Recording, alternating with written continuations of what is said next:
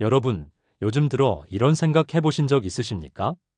나는 건강에 좋다는 건 다 챙겨 먹는데 왜 이렇게 기운이 없지?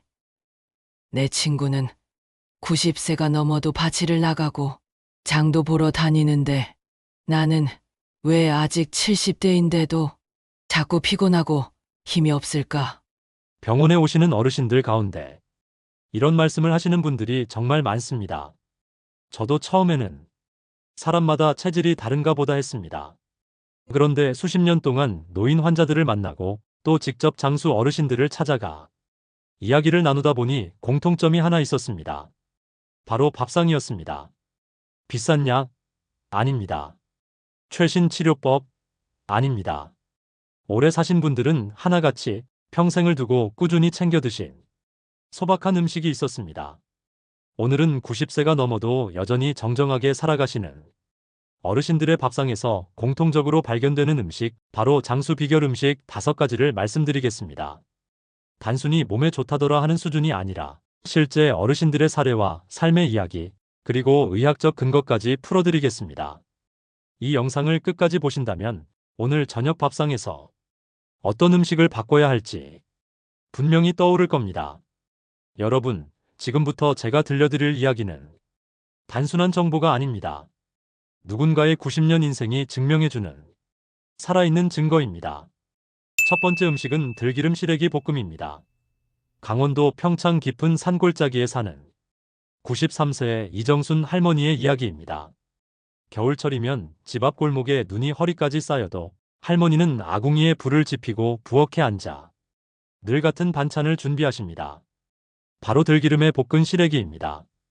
제가 직접 댁을 방문했을 때 부엌 구석에는 겨울을 나기 위해 말려둔 무청 시래기가 가득 매달려 있었습니다. 할머니는 작은 손으로 그것을 한 움큼 뜯어내어 물에 불리고 손수 짠 들기름을 두른 뚝배기에 넣어 볶으셨습니다. 그러면서 저에게 웃으며 말씀하셨습니다. 이게 내 평생 보약이에요. 나는 약국에 가본 적도 별로 없어. 대신 이 시래기를 매일 먹었지. 이정순 할머니는 젊은 시절 6남매를 키우면서도 논밭일을 거르지 않았습니다. 보통 사람 같으면 허리가 굽고 무릎이 성치 않아 오래 못 버티는데 할머니는 90을 넘긴 지금도 허리가 꼿꼿하고 걸음걸이가 힘찹니다. 건강검진에서 골밀도를 측정했을 때 결과는 70대 후반 수준. 담당 의사도 고개를 저으며 말했습니다. 이 나이에 이런 골밀도가 나오는 건 정말 드뭅니다. 그 비밀은 무엇일까요? 바로 매일 먹는 시래기였습니다. 시래기에는 칼슘, 철분, 비타민 K, 그리고 풍부한 섬유소가 들어있습니다. 나이가 들수록 부족해지는 영양소를 보충해주고 특히 들기름과 함께 먹으면 뇌 건강에 좋은 오메가3가 흡수됩니다. 할머니는 짜지 않게 드셨습니다. 소금 간은 아주 조금만 하고 들기름의 고소한 맛으로 대신하셨습니다.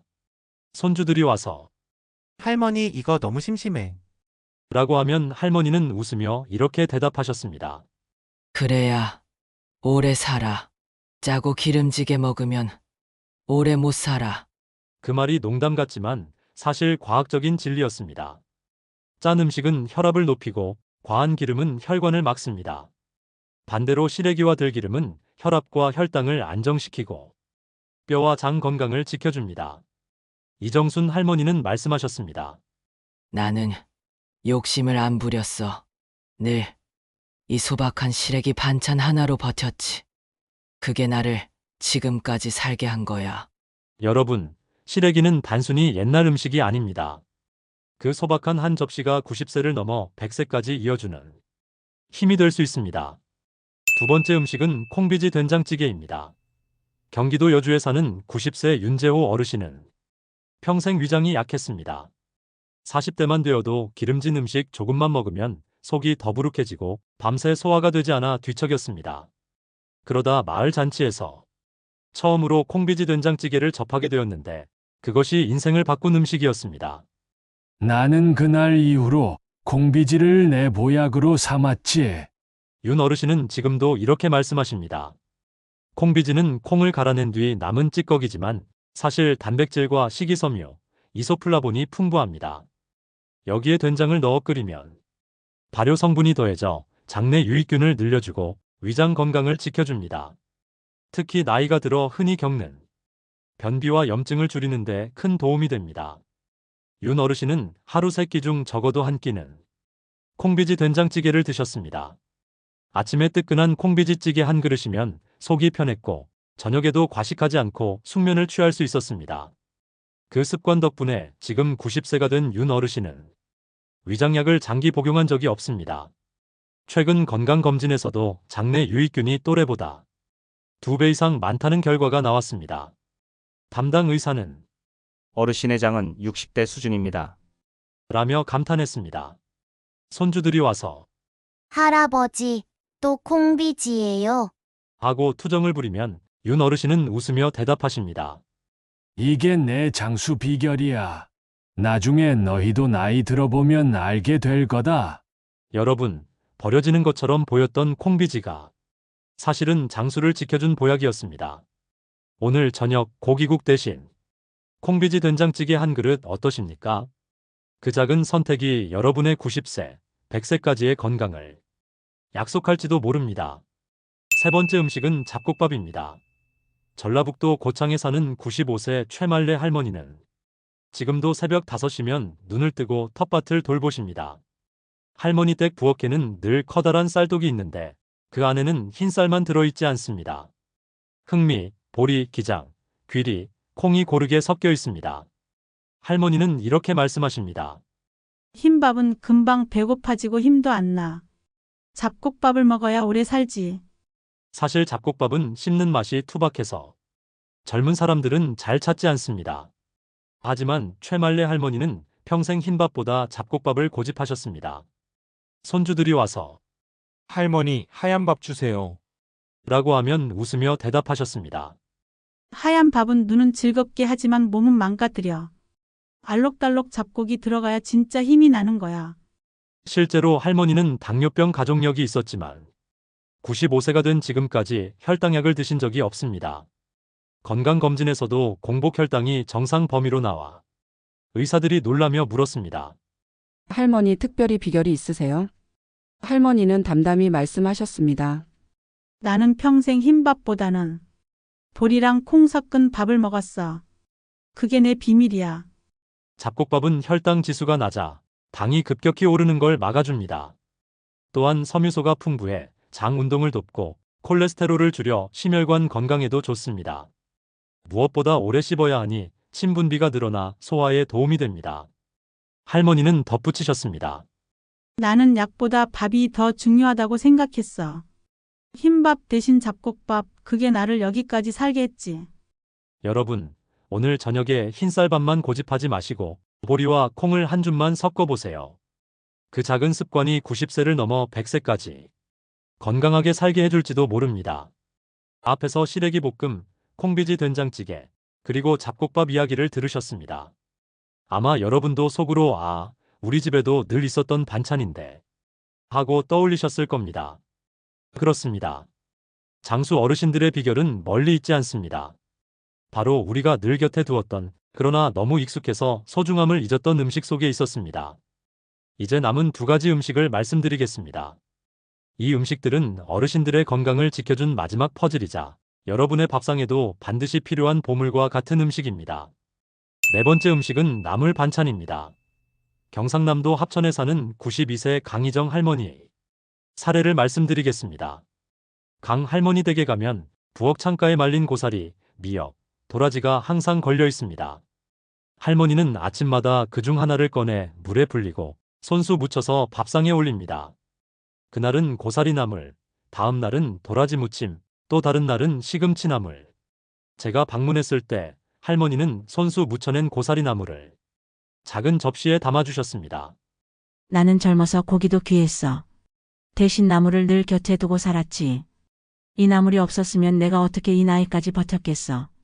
실제로 강희정 할머니는 폐렴으로 몇 번 쓰러질 뻔했지만 매번 회복력이 빨랐습니다. 의사들은 이유를 묻자 이렇게 설명했습니다. 어르신은 평소에 비타민과 미네랄을 꾸준히 섭취하셔서 면역력이 유지되고 있습니다. 나물에는 각기 다른 영양소가 들어 있습니다. 고사리에는 철분과 단백질이, 시금치에는 엽산과 비타민C가, 도라지에는 사포닌이 풍부합니다. 이 작은 반찬들이 합쳐져 어르신의 면역 체계를 튼튼하게 지켜온 것입니다. 강 할머니는 이렇게 말씀하셨습니다. 나는 밥상에서 욕심을 안 부렸어. 고기보다 나물 한 접시가 더 든든했어. 여러분, 나물은 단순히 곁들이 반찬이 아닙니다. 장수 어르신들의 건강을 지켜온 든든한 기둥이었습니다. 오늘 저녁에도 고사리나 시금치, 도라지 같은 나물을 꼭 곁들여 보시길 바랍니다. 마지막 5번째 음식은 자연 발효 식혜입니다. 충청북도 괴산에 사는 90세 김병호 어르신은 지금도 하루 3번 밭일을 거르지 않습니다.